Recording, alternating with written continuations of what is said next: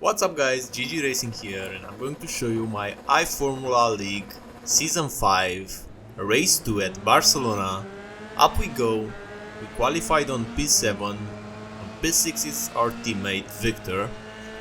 We have a pretty good start, but we want to leave space on the inside for Victor.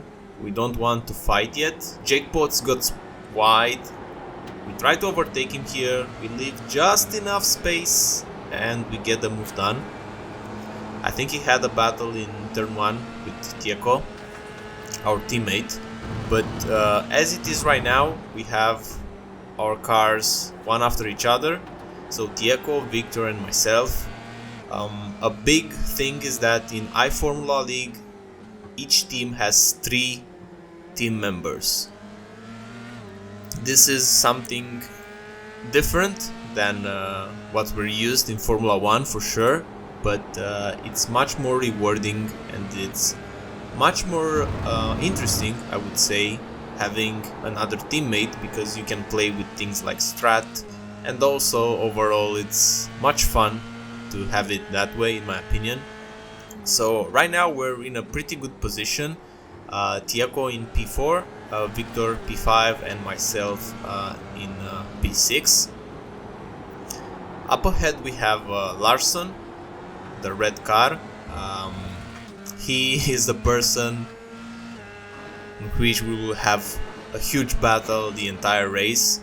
So this was the first lap and we have a good exit out of the last corner. Victor something happened to him because he had to slow down, so it's an easy overtake for us, and also he did not fight it because as a team we don't want to lose time together here, so we really want to try to pull a gap to the guys in behind us. So Tieko did the overtake on Larson, and now we're back at the back of him, and a few laps ahead, maybe one lap I believe, we have the opportunity to do the overtake as well. As you can see, Tieko is 1 second ahead, so my plan was to quickly overtake Larson and then follow Tieko and challenge the leaders. We try on the outside here. He goes defensive and eventually we have to back off, but I want to keep really close to him because in the next straight we'll have another opportunity. So right now we're 0.3 behind him. We have a decent last corner. He goes a bit wider, and now with the slipstream we should be close enough to do a move in turn 1. So he goes defensive, I go on the outside. I don't brake really late, and he was better on the braking, and this will be a bit of a team for turn 1, battling with him, but already we are 1.7 behind Tieko, so we already lost pretty much time behind Larson. So at this point I was a bit frustrating because I couldn't do the move in turn 1. And behind me was Victor, so Victor was all this time behind me. Right now we skip a bit forward, and again we have maybe a better exit out of last corner. We have the slipstream again, so let's see. Larson goes defensive.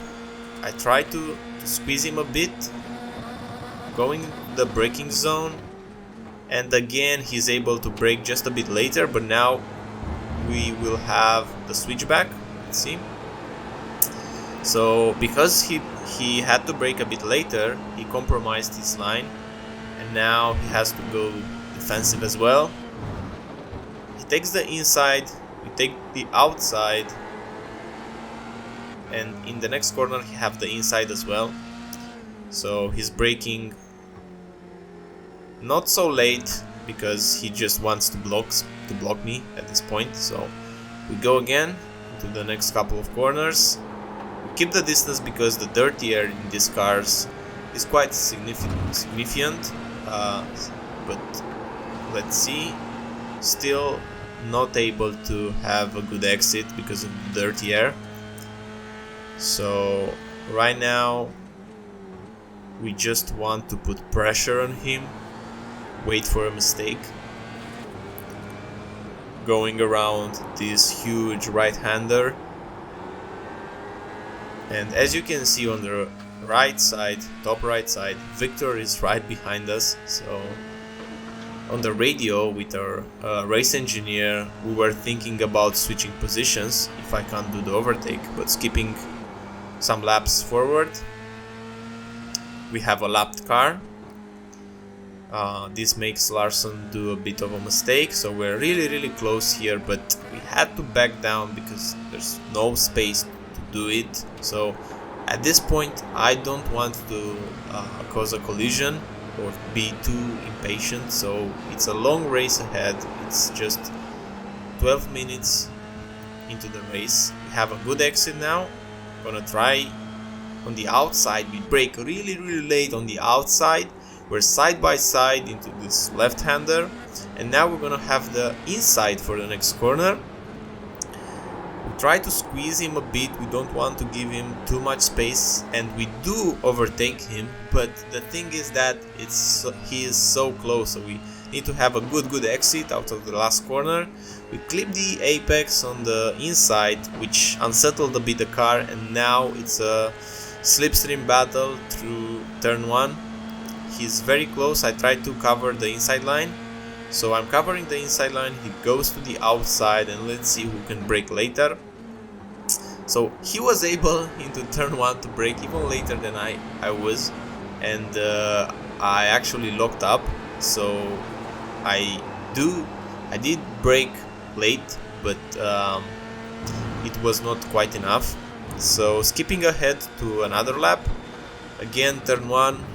We have the outside, he has the inside, but now we want to try the switchback.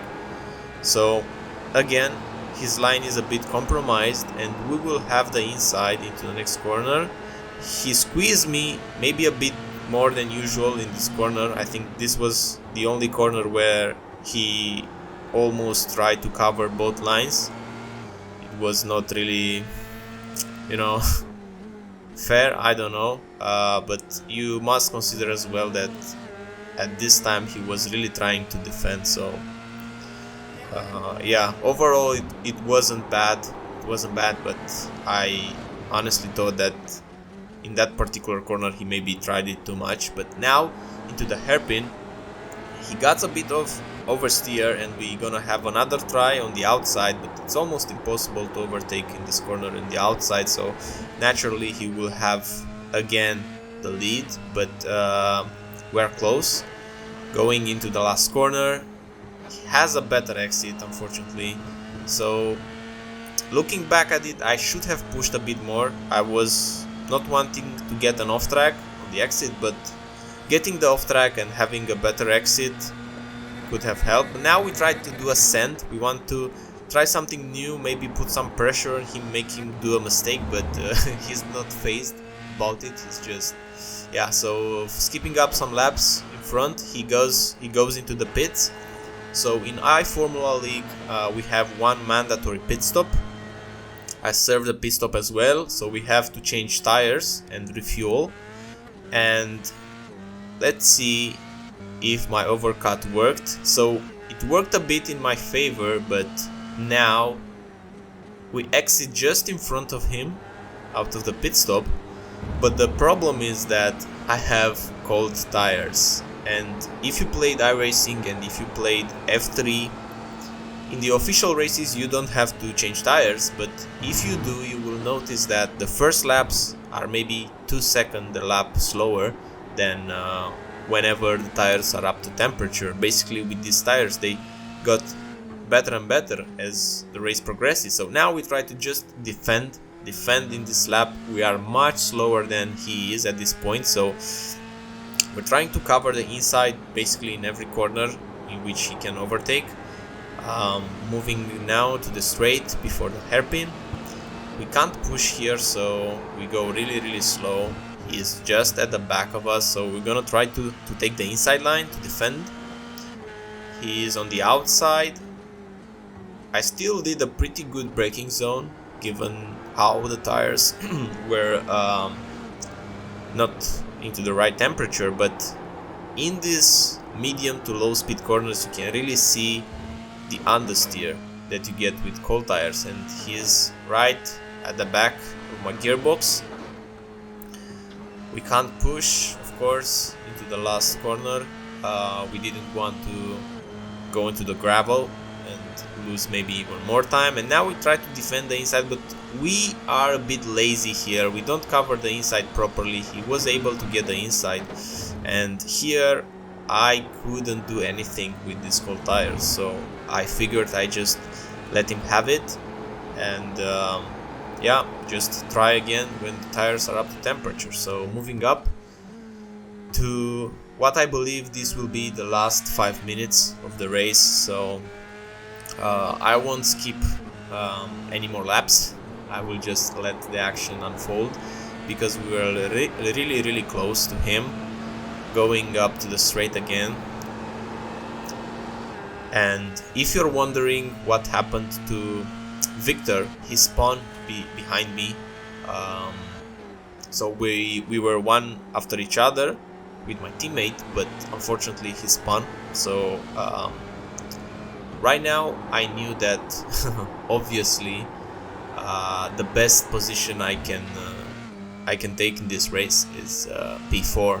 So the leaders and my teammate Tieko are far ahead, because I spent all this time battling with Larson, and now we're going to go again into turn 1. He's defending the inside. We're gonna try to brake just a bit earlier to get the switchback, so we do get a pretty decent switchback.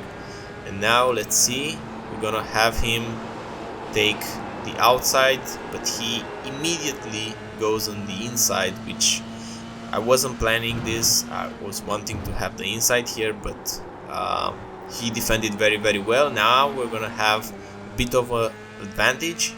This corner we have the outside, so unfortunately here he just has to brake a bit later and cover and block on the exit, because there's no space really, and the only option you have in this place when you're attacking from the outside is to just give up on throttle, because otherwise you will crash into him. So it's a good defending from him, but at the same time it's putting me in a position where I just have to give up the corner, because there's no way to go basically. So yeah, so now we're still close. So the whole race, I think the whole, maybe not 40 minutes but 30 minutes or so, I was just 0.5 seconds behind him.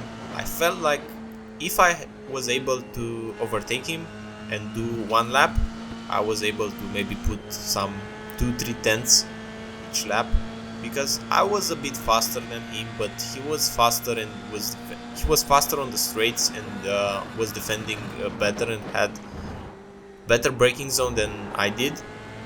Maybe the inside line had a bit more grip, it's possible, with the new updates of iRacing and the fact that iRacing emulates way better than other sim titles the grip and the progressive grip in the track. So maybe the inside line was a bit grippier, I don't know, but somehow he was able to outbrake me every time in turn 1. So that's the thing with these F3 cars. Without DRS, you must go for a lower downforce setup to facilitate a pass on the straight, because otherwise you're going to be stuck behind someone which has almost the same pace and he's good at defending. So this is a lesson that we have to take into the next race. This is just the second race of this season, so 10 more races ahead. So now we skip a bit to what it is, the last lap of the race. So this is the last lap, and I still believed I could overtake him maybe into the hairpin, because I did it once. I overtook him into the hairpin once, but he was able to take me back the next lap on the straight. So since this was the last lap, I was thinking that maybe I could do the same. So now here he does indeed a mistake. We're right behind him. We're so close now that I was thinking that yes, it's possible to do it. We have a good turn, but here we take that yellow sausage curb. So looking back at it, if I was not hitting that yellow sausage curb, I think I would have been so close into the hairpin. But right now it's obvious I can make the turn, I can make the overtake. Hopefully I can make the turn, but yeah, so we have a big gap to the guy behind us. We have 8 seconds, but going now into the last corner, you will see something crazy that happens. This is a blue flag, and we hit him. We hit him with our front right tire, and right now we just want to don't lose the position because he is very close, but it happens that we just got in front of him. So we almost lost P5. We got it in the end, but it was so close with that person on blue flag. Looking back at it, it was a bit my mistake. I should have slowed down, but yeah, this was the race. Thank you for sticking around, and if you want to see more races like this, I will be streaming, not streaming but covering all the iFormulaLeague season. So season 5, Get Good Racing. You will see what happened to us as a team and what happened to me personally. Thank you for watching this, and I'll see you on the next one. Bye.